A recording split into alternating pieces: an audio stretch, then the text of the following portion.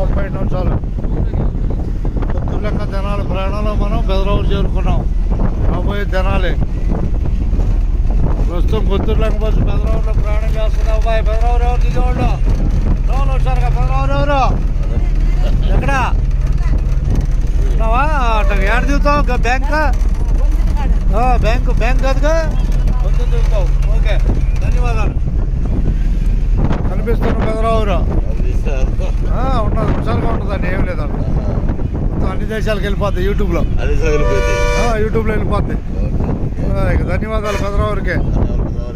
బెదరావురు ధన్యవాదాలు అబ్బాయి. బెదరావురు ధన్యవాదాలు. కనబడుతూ ఉంటుందిగా అన్ని దేశాలకి. హుషారుగా ఉంటారు అంతే.